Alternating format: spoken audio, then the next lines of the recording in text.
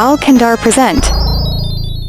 Une icône malgré lui, Sonic, le hérisson bleu le plus rapide du monde et peut-être aussi le personnage qui a subi le plus de hauts et de bas créatifs foireux de toute l'histoire de l'industrie du jeu vidéo.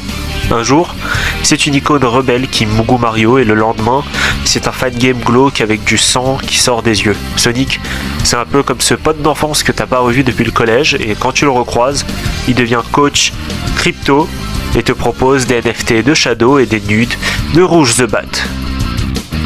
N'est-ce pas Johan ? Bref, salut l'équipe, j'espère que vous avez la forme. Installez-vous confortablement parce qu'aujourd'hui on va plonger tête la première dans ce gigantesque bordel qui est la licence Sonic, des débuts en pixel art au live action hollywoodien, des comics au fanfic. L'hérisson bleu a tout fait, tout vu et parfois c'est pas joli à voir. Enfin bref, ça sera long, ça sera dense, ça sera parfois gênant, mais promis, tu vas kiffer. Et si t'as grandi avec Sonic ou que tu l'as découvert en même temps que tu as été adopté, ce voyage dans la timeline la plus chaotique de l'histoire du gaming devrait réveiller quelques-uns de tes souvenirs. Allez, c'est parti.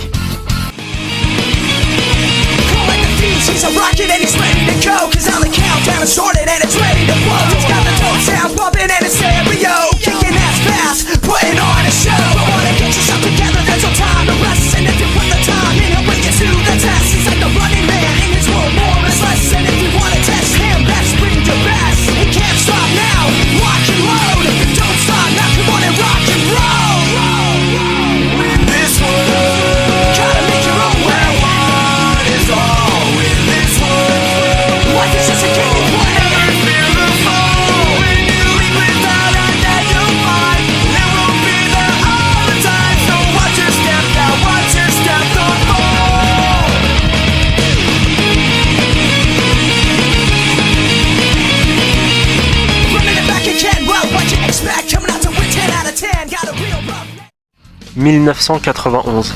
Sega veut un personnage cool que Mario, plus rapide, plus edgy, plus sexy et plus américain. Ils sortent, les brainstorment les cafés et ils finissent par inventer un hérisson. Mais attention, pas n'importe quel hérisson, un hérisson bleu qui court vite, qui fait du skate et qui déteste perdre son temps. Sonic débarque sur Mega Drive et c'est un carton. Le jeu est fluide, nerveux, ultra coloré et surtout il pète la classe. Sonic, ce n'est pas juste un perso de jeu vidéo, c'est une attitude. Il croise les bras et il te regarde genre, t'attends quoi pour bouger là ? Il est là pour t'énerver et te motiver. S'ensuit une ribambelle de jeux, Sonic 2, Sonic 3, des jeux cultes, des musiques qui te restent en tête à vie et un gameplay simple mais terriblement efficace. Franchement, à cette époque, Sonic était intouchable, il était au sommet et spoiler, plus dur sera la chute. Bon. Dans la logique des choses, quand un perso commence à bien buzzer fort, la suite logique c'est quoi ? Des adaptations en dessin animé bizarre. Ouais. Premier sur la liste, les aventures de Sonic, du slipstick total. Robotnik en slip, des bruitages de paix, bref, un épisode de Looney Tunes sous bœuf de Green Hill. Ensuite, on a eu Sonic le Rebelle, où Sonic a un frère et une sœur, où ils forment un groupe de rock. Oui, et au bout de chaque épisode, t'avais une putain de musique pour conclure et terrasser l'adversaire. Je te laisse même pas imaginer la tête que tu avais après avoir maté un épisode de ce dessin animé. Après ça, on a eu Sonic X. Et alors là, Sonic se retrouve téléporté chez les humains, devient pote avec un gosse chelou. Shadow débarque avec son flow de Sasuke noir, de Sasuke emo, pardon. Cet animé reste pour moi la meilleure adaptation. Sonic avec des scènes de combat et autres que j'ai absolument adoré. Et enfin, les gosses de maintenant ont connu Sonic Boom. Et là on touche à de l'or. Les mecs se sont dit, ok, le lore on s'en bat les couilles, on va juste faire des vannes. Knuckles devient un Jim Bro complètement con, Sonic sort des punchlines toutes les 3 secondes, et même les personnages secondaires sont méta, c'est cringe, mais volontairement. Résultat, c'est peut-être la meilleure série Sonic, point barre. Et toi, qu'est-ce que t'en penses, Knuckles ? Approved. Le design de Sonic, c'est comme les BBL à la télé-réalité, ça change tout le temps. C'est pas toujours une bonne idée. Au début, c'est un pixel tout mignon, tout rond, enfin, cubique, simple, avec un sprite qui claque. Puis vient Sonic Adventure, et là Sonic grandit littéralement. Jambes plus longues, yeux verts, look d'ado rebelle qui écoute de l'alter. C'est l'ère Dreamcast, fallait être cool, fallait être sharp, fallait être swag. Et ensuite arrive la version Sonic Boom, et là Sonic a une écharpe. Ouais, une écharpe. Des bandages au bras, des jambes de basketteur et on dirait un influenceur TikTok qui s'est tenté un cosplay foiré. Mais rien. Je dis bien rien ne nous a préparé au traumatisme de 2019, la bande-annonce du premier film Sonic. Sonic avec des dents humaines. Ce n'est pas une vanne, c'est un screamer IRL, on dirait un drogué déguisé avec un costume Temu qui n'a pas eu sa dose. Et tout le monde a crié au scandale. Twitter, Reddit, même ta mère probablement. Et résultat, les gars du studio, on reboot le design. Et là, miracle, Sonic redevient mignon, expressif, fidèle à lui-même, comme quoi parfois harceler une boîte de prod sur internet, ça marche. Faites pas attention à ce que je viens de dire, d'accord? Alors là, on rentre dans le dur. Sonic en 3D, le plus grand des rêves et le plus grand des cauchemars. Et on commence bien. Sonic Adventure premier et deuxième du nom, gameplay cool, musique incroyable. Shadow débarque avec sa moto et son trauma, les fans sont en feu. Mais après, c'est la chute. Shadow de Hedgehog, Hedgehog. Bref, je sais pas le dire, le hérisson. Un spin-off où Shadow prend un flingue et tire sur des aliens, je te jure que ce n'est pas une blague. Sonic Heroes, une caméra possédée, 3 personnages en même temps et des cris toutes les 10 secondes. Sonic 2006, le point de non-retour, un jeu broken, des bugs sont des entités vivantes, et Sonic fait un bisou à une princesse humaine. Oui, Sonic roule une galoche, une pelle à une humaine, c'est clairement de la zoophilie, merde, crotte d'hérisson quoi. Et après ça c'est le chaos. Sonic Unleash avec un Sonic garou musclé la nuit. Bon, malgré ça, moi j'ai quand même kiffé le jeu. Sonic Forces, où tu peux créer ton own character, ton perso quoi. T'as littéralement Shadow de Hedgie 69, le renard rouge avec le bazouzou à l'air dans le jeu. Et heureusement, il y a eu des lueurs d'espoir. Sonic Génération, Sonic Colors et plus récemment Sonic Frontiers, qui est lui un Sonic dans un monde ouvert, avec des boss géants, des musiques métalliques pour les fights. Et est-ce que c'est parfait? Non. Mais est-ce que c'est stylé? Ouais. Tu pensais que Sonic c'était juste un jeu vidéo et des dessins animés? Bah non mon pote. Sonic a réussi à créer sa propre série de comics, qui part complètement en vrille depuis les années 90, et il y a les archis comics Sonic. C'est pas juste des histoires gentilles, hein, c'est un vrai délire avec des complots, des morts, des trahisons, genre t'as des persos que t'as jamais vus dans les jeux, des romances à la Dallas version animaux. Puis en 2017, Saga a dit on reboot tout, ça suffit les conneries. Et il confie la licence à IDW Publishing. Là c'est un peu plus propre, mais toujours aussi barré. Bref, si tu kiffes les univers tordus, les cliffhangers et les histoires d'amitié version animalière, les comics Sonic, c'est pour toi. Tout comme moi, je pense qu'une partie d'entre vous a peut-être connu également ces petits jeux flash où Sonic faisait des trucs débiles. Genre Sonic qui danse, qui fait du skate sur des licornes ou qui combat des ennemis improbables. Ça, c'est la magie des fans. Ils ont pris en main la licence parce que Sega avait parfois les mains trop pleines et t'as eu droit à des fangames qui te font réagir en mode bordel, c'est mieux que le jeu officiel. Exemple ultime, Sonic Mania, c'est un fangame devenu officiel, ça remet Sonic en 2D avec les sensations d'origine mais en mieux. Et j'imagine que t'as également connu les jeux.fr, mini-clips où tu vois les jeux Flash moisi ou Sonic Drag Peach. Bienvenue dans l'univers tordu des jeux fan-made Sonic. Des RPG au tour par tour, la moralité de tout ça, parfois ce sont les fans qui sauvent la baraque et ça c'est beau. Sonic est un putain de globetrotter, il est dans Mario et Sonic aux Jeux Olympiques depuis que l'idée de frères ennemis devenus potes est devenue cool. Il est dans Smash Bros aussi histoire de casser des têtes à coups de bottes rapides, mais il est aussi dans des trucs improbables genre Minecraft, Roblox ou même Fall Guys, oui, ce jeu de Battle Royale avec des cocons en gélatine. Attends quoi? On le voit aussi en guest dans des pubs, des films et même en statue géante au Japon. En gros, Sonic est partout, même dans ton trou. Alors ça c'est une histoire digne d'Hollywood. Bah ça tombe bien, bah c'est vraiment le cas. La première bande-annonce du film Sonic en 2019 a fait pleurer tout le net.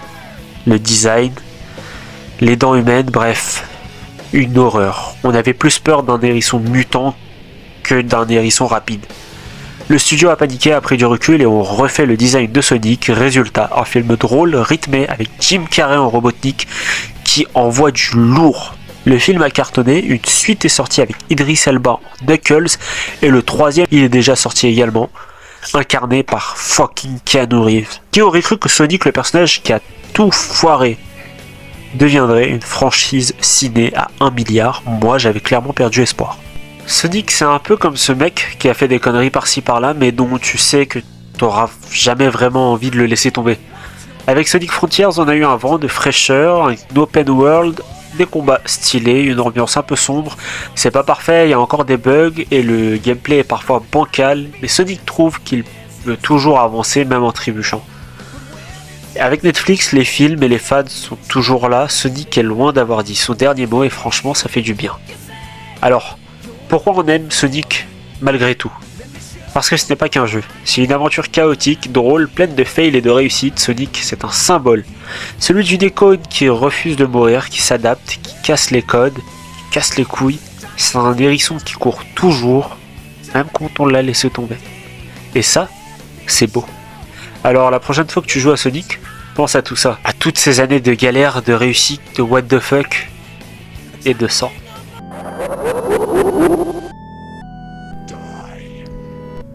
Il existe certaines histoires que même les fans les plus fidèles préfèrent oublier.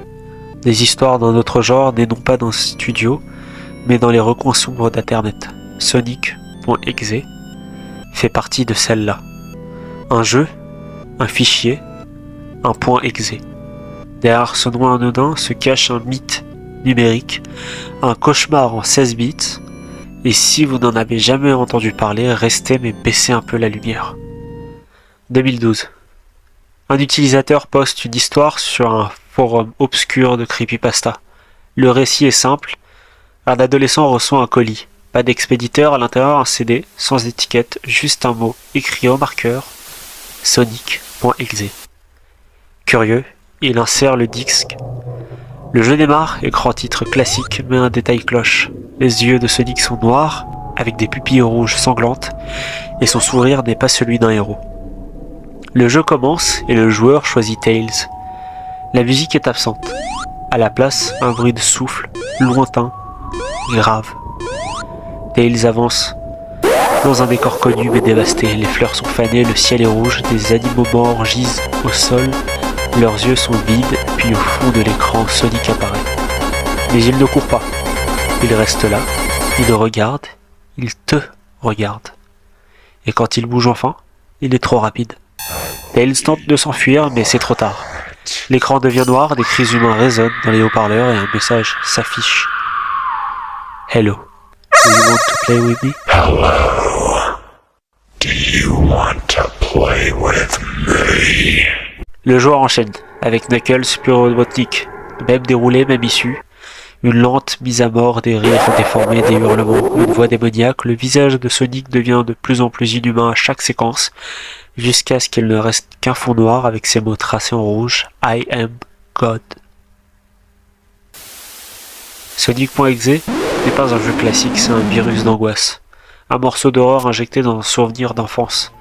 Il a connu des dizaines de versions, des remakes et des fans obsédés ont créé leur propre histoire. Certaines vont encore plus loin. Sonic qui arrache des yeux, il parle directement au joueur, il change les fichiers sur ton ordinateur. Une fois, un joueur a même trouvé un texte généré dans ses documents disant « Tu ne peux pas m'éteindre, je suis déjà là ».